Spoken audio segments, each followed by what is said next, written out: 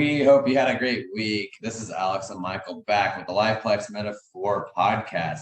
Here today, talking about very interesting topics, something you guys probably think about all the time, like why the heck is a metaverse so important? We kind of alluded to a little bit about this in our first episode when we talked about what is a metaverse. But today, we're going to be talking about quite literally what is the future of the metaverse going to look like? People have lots of different opinions. And we certainly have our own here at the Liveplex podcast. Before we get into it, let's tell you a little bit about our week. Alex, how's it been? It's been going pretty well, generally speaking, it's been a pretty uneventful week, but glad to be able to be back here at Stanford still and kind of just getting through the fall quarter. Yeah. Yeah. I mean, it'll be week 10. We'll keep saying that we're getting into things, until they give us the diploma, maybe. We'll stop saying that. Yeah, I mean, same here. Other than, I've just been enjoying some football. Alex and I actually are into fantasy a little bit, so we were actually just talking about that before we got here. Some players doing well. Nonetheless, here to talk to you today about what a metaverse is and why do we need it.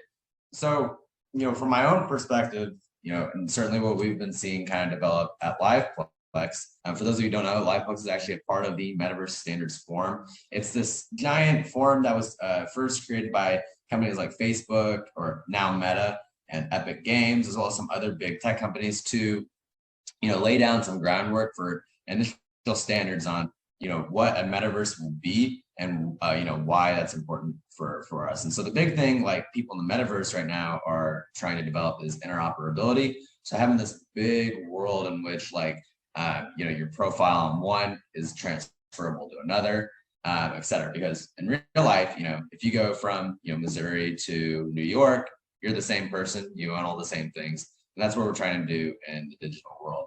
But with that, Mark Zuckerberg really believes that this will be the next internet. He's the first person that, really took a super strong position on it. And ever since, I believe that they rebranded to Meta, I think that kind of got the ball rolling. The idea that there is this, form of the internet that you can not only browse like you would if you got on your computer, but a type of internet that you could actually be in. That's just a whole different, that's a whole different ball game. One that's very hard to imagine. But experiencing the internet is something that I think we all kind of need to start thinking about. How are we doing that today, and what will the metaverse allow us to do in the future? Alex, what are some of your thoughts?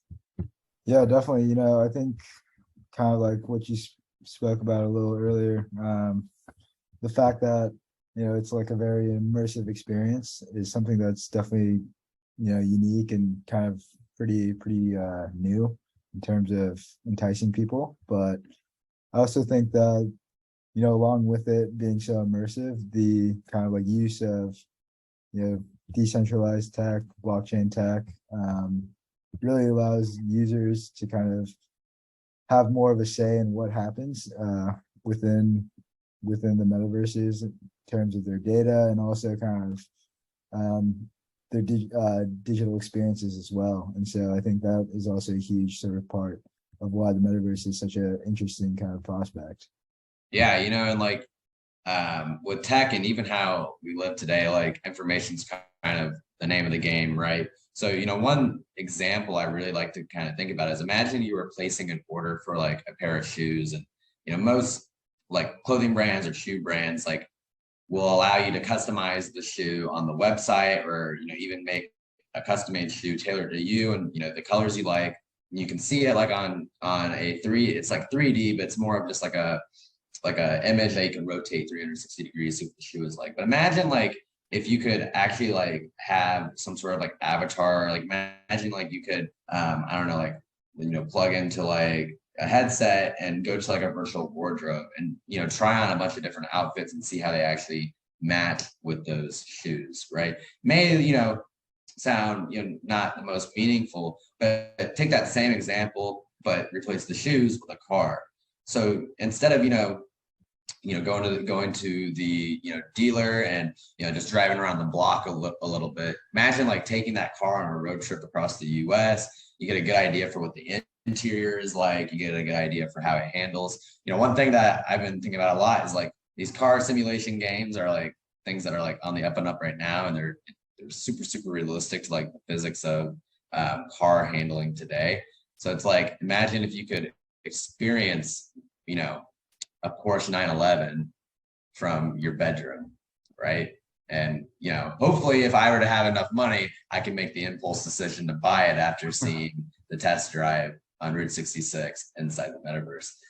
But, on top of that, there's lots of other things that will definitely be, probably implemented, probably used quite often.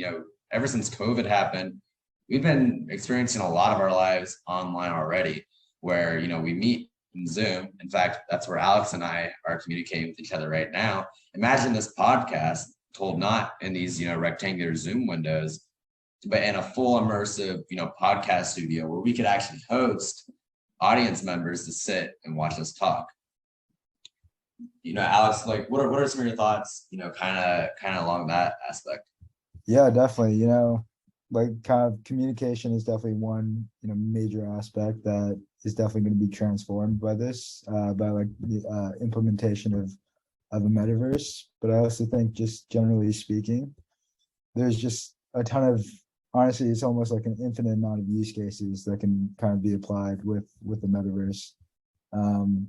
Kind of like looking back at like when the internet started and how that's kind of been integrated and applied to our lives now. We can kind of see, the internet is essentially like the basis of almost all communication and information gathering. And, this is kind of just like a possible next iteration of the internet itself as well. So definitely think that's another huge sort of pro that the metaverse kind of has going for itself. Yeah, I couldn't agree more. And like, I think one kind of way to think about it is like today, with social media, right? We in a sense kind of have like this version of our physical self and our digital self, right? Like we have things such as LinkedIn, we have things such as Facebook. I think Facebook's a great example because a lot of people use Facebook to track kind of what happens almost every single day or anytime they do, anything significant, right? Facebook has the timeline of probably a lot of people's lives. I know that my mom's been using Facebook ever since I was little, and you could probably, go back and rewind major events in my life. So similarly with like things like LinkedIn, we have our professional background, we have this like web presence, how we talk with people online and everything. But now that's being transformed into an actual, digital avatar that represents you, that can own assets like you. It's quite literally building an entire, social world inside of the internet, and there's gonna be lots of opportunities, some of which we'll be talking about here soon, some of which we've already talked about. So make sure to be checking out all of our other podcasts, especially the one on NFTs if you're interested on what you might be able to own inside the metaverse. Things we might be talking about here in the future is land in the metaverse. That's something you've definitely seen and news headlines, and you're wondering what the heck, why are these companies buying these plots of lands for hundreds of millions of dollars? Is this all kind of useless? And yeah, Alex, do you have any final thoughts? No, I mean, I think we pretty much covered that. Maybe just speaking a little bit about potential maybe challenges that the metaverse is going to kind of face when it's being integrated or kind of getting popularity. Yeah, definitely. So I think the first sort of main challenge that they're going to face is, the internet penetration is still pretty slow, and the majority of the platform's functions do rely on cloud and internet connectivity, and just because of different connections across different places of the world, it can definitely become kind of challenging to kind of fit different geographic locations within the same metaverse and make it a like good experience for all users.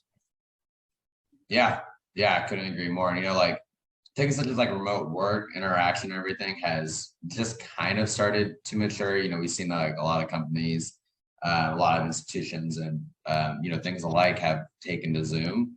Even everyday people have taken to sometimes meeting each other over Zoom or some sort of video chat. So that's something that's just now only become mature. And so like the metaverse is kind of like taking that and turning the dial all the way up to like 1,000, right? It's like, not only is it the next level, but it's like pretty high up there for some people that just now figured out how to really get Zoom, integrated in their lives. So, with that, there's this big kind of, factor in which people may not be ready to adopt something new.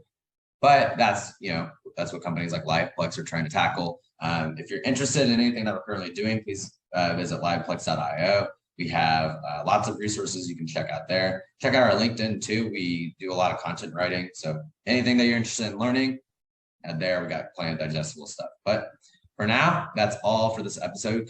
Stay tuned next week where we'll be talking about lots more Web3 related. Thank you. Catch you guys later.